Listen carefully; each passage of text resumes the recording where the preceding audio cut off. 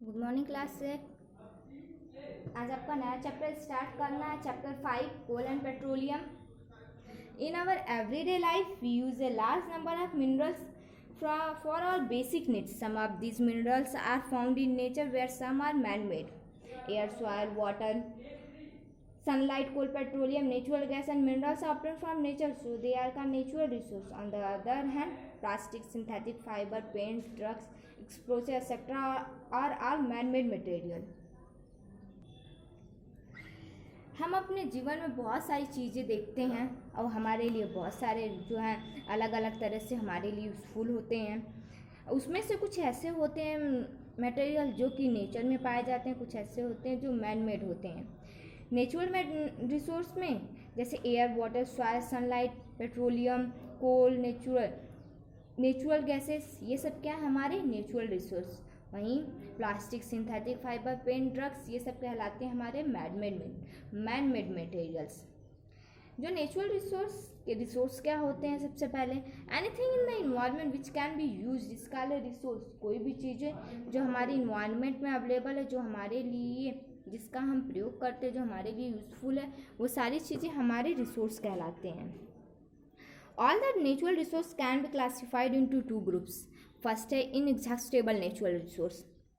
Those natural resources which are present in unlimited quantity in nature and not likely to be exhausted by human activities are called inexhaustible natural resource.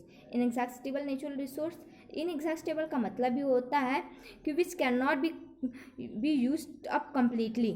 इनएग्जॉस्ट का मतलब भी होता है कि जो पूरी तरह से यूज़ ना किया जाए, यानी जिसकी क्वांटिटी, ऐसे नेचुरल रिसोर्स जो कि अनलिमिटेड क्वांटिटी में हमारे इन्वायरमेंट में अवेलेबल है, जिसका हम जितना भी यूज़ करेंगे हमारे मानव के प्रक्रिया के द्वारा, कितना भी हम उसे यूज़ करते रहें, वो जो है कभी भी ख़त्म नहीं होगा। जैसे है एयर है, सनलाइट है, वाटर है, ये कभी ख़त्म नहीं होता।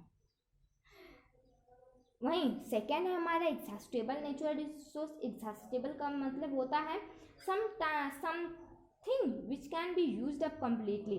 इसका मतलब होता है कि ये क्या है, पूरी तरह से यूज्ड हो सकते हैं, पूरी तरह से ख़त्म हो सकते हैं, कुछ भी नहीं बचेगा।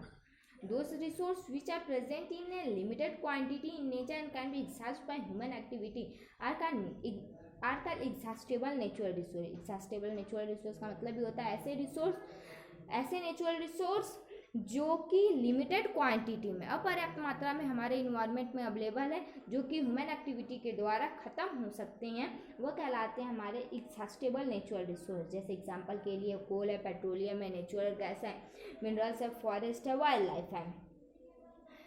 In this chapter we will study some exhaustible natural resource of energy like coal, petroleum, natural gas। और इस चैप्टर में सिर्फ exhaustible natural resource के बारे में पढ़ना है, कुछ ही बस दो ही मेनली पढ़ने हैं, वो है आपके कोल और petroleum. Coal and petroleum are natural gas are also called non renewable resource of energy.